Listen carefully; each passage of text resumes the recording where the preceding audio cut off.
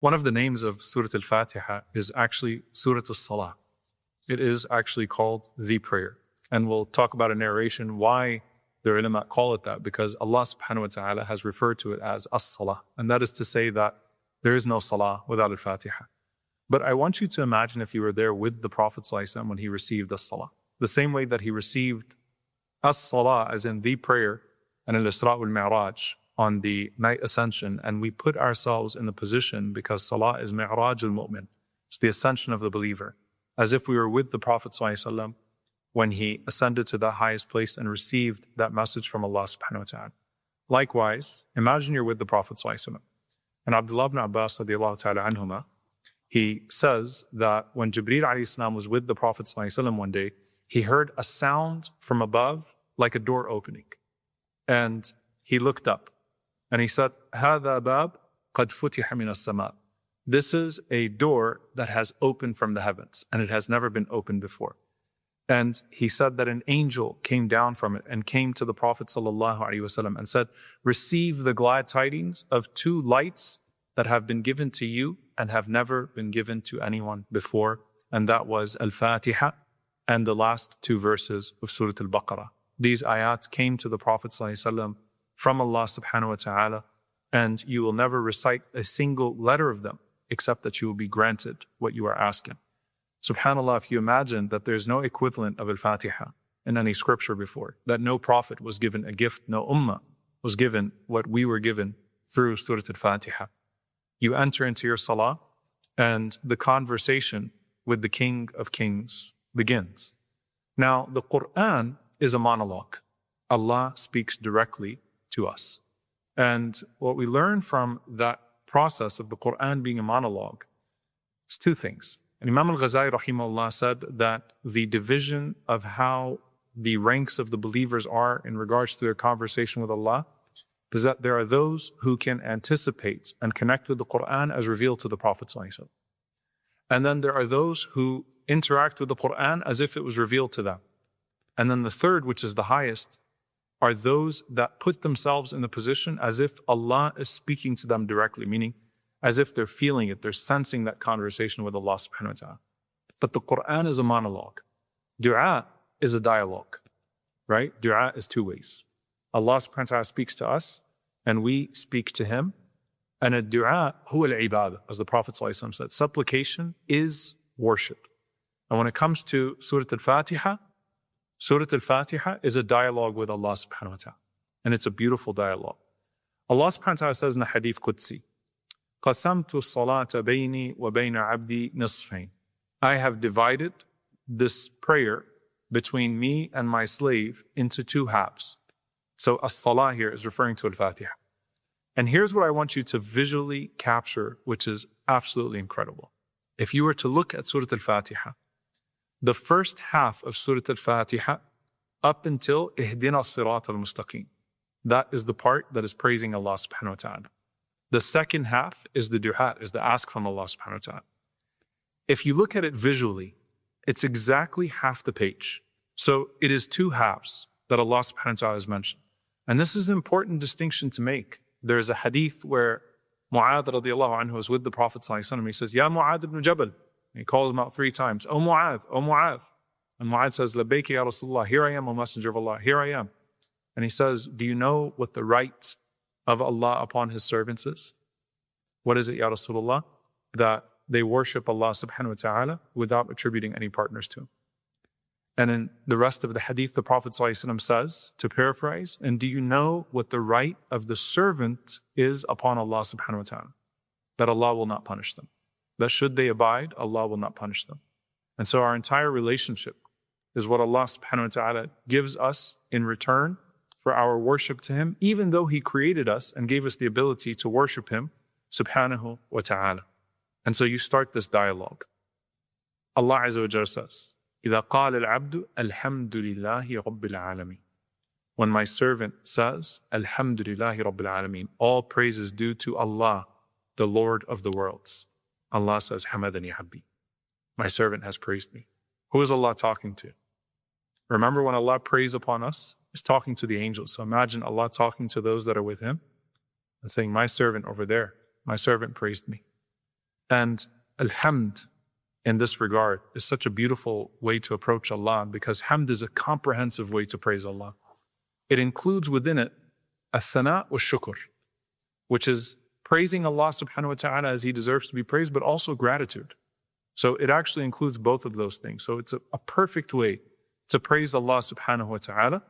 And alhamd, if you notice it's the definite article. So that means all of the praise is due to Allah subhanahu wa ta'ala. And so think about the coherence in the salah. Alhamdulillahi rabbil alameen, hamadani abdi. Sami'a Allahu liman hamida, rabbana wa lakal hamd. It's a conversation of hamd. I praise Allah, Allah acknowledges that praise, and Allah subhanahu wa ta'ala lets the angels know of that praise. Now, what is the hamd for? Because you want to visualize to be able to appreciate your salah. You're praising Allah for who He is, even though He doesn't need your praise. So who He is. You're praising Allah for what He guided you to, because the most precious blessing that He ever gave you was guidance, even more so than your existence. You're praising Allah for what He gave you, other than guidance of the blessings. And you're praising Allah for what He saved you from. So connect to these four things. And Imam al-Awza'i rahimahullah said, I heard someone say, I praise Allah, if not for a blessing provided, for a harm that He averted from. You don't know what harm it was, but I'm praising Allah for the obvious blessing and for the harm I never saw coming. I'm praising Allah for the ability to praise Him in the first place. If the only thing to say alhamdulillah for was the ability to say alhamdulillah, that in and of itself is enough of making it worth it to praise Allah subhanahu wa ta'ala. 4, I praise Allah for what I see of His names and His attributes and for what I can't perceive. I praise Allah for the visible and the invisible aspects of guidance. I praise Allah for the visible and the invisible blessings. There are so many blessings you never even see. And I praise Allah for the obvious tests He saved me from and the ones that I never knew that He averted me from. And so, alhamdulillahi rabbil alameen starts with hamd. And here you have lillah, which is Allah subhanahu wa ta'ala, and particularly rabbil alameen, the Lord of all the worlds. Rabb has a loving connotation to it. The Lord of the worlds is representative of the fact that Allah Azza wa Jal sustains and cares for, on top of ruling. He's not an absent authority, subhanahu wa ta'ala. He's not a God who created and then abandoned. He is a Rabb that controls all things, that is constantly maintaining and constantly sustaining. And amongst those things, He is the Rabb of all of my affairs. So why would I think that I need to be busied with the small things of my affairs when I'm in conversation with the one who manages all of my affairs, that which I have left and that which I'm going to? Allah is the Rabb of all of my affairs. So I trust Him, subhanahu wa ta'ala, when I'm in conversation with Him, that Allah is taking care of it. You know, an example of this is, let's say that you had an assignment that is due to your employer, right? And to Allah belongs the highest example. And your employer says, let's go out to lunch. I want to talk to you and enjoy some time with you. You're not thinking, I need to get back to this assignment that's due to my employer, because the employer clearly understands. He's the one that took me out. He's the one that engaged me in conversation. And that's a sign of closeness and access to Him. So in the case of Allah subhanahu wa ta'ala, I'm pleased with Allah as the Lord of all of my affairs. And so I will not be busied with my affairs over my Lord. Rabbil alameen. He is the Lord of multiple layers of existence in time and in space. If you recall, the barzakh, a completely, entirely separate existence from us that exists of those that have passed away. And there's all of the ghaib that we don't see, the unseen that we don't see. Allah Azza wa Jal manages all of those things. He owns all of those things. He maintains all of those things. And of the beauty of this is that He's praising you in a realm that you can't perceive, but you know exists.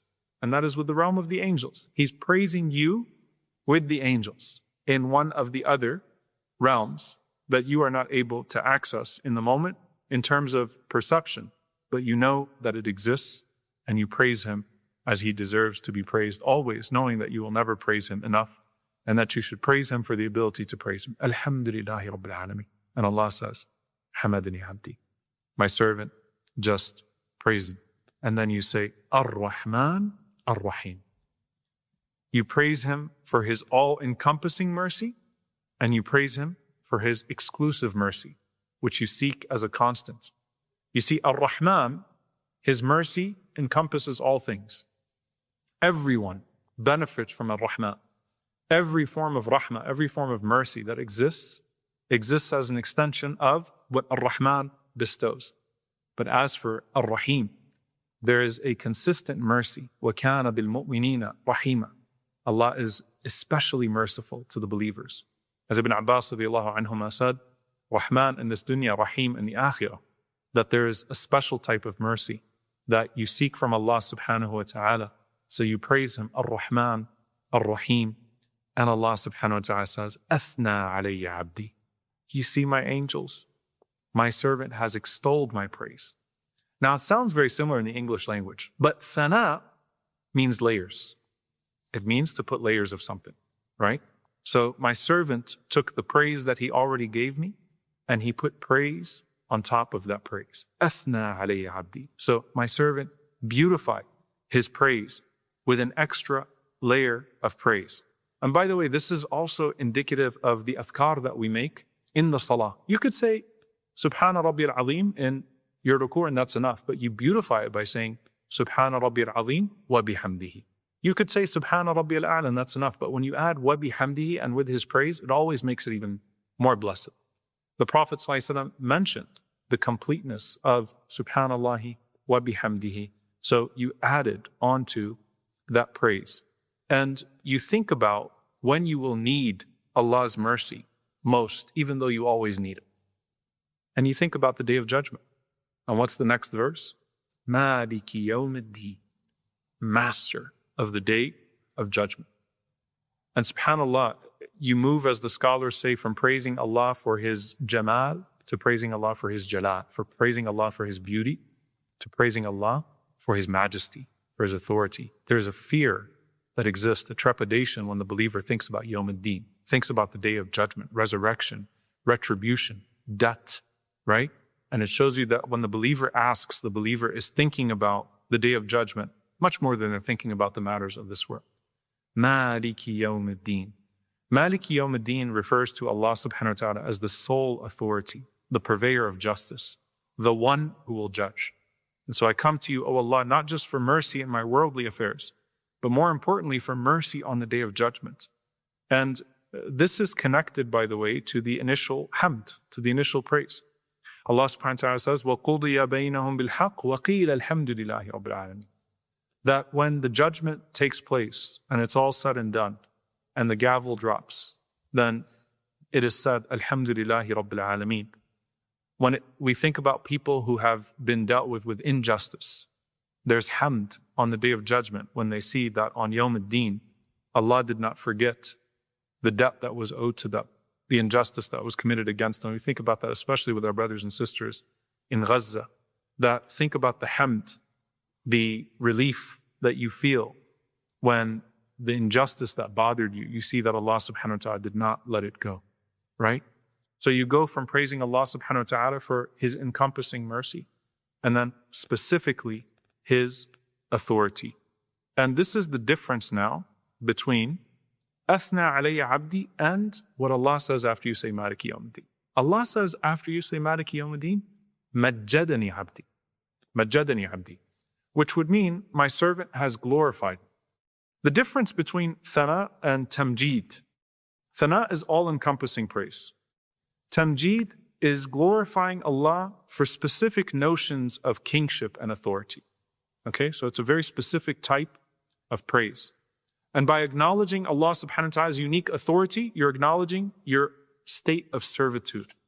That you are a abd in complete need of His mercy and accountable to His judgment subhanahu wa ta'ala.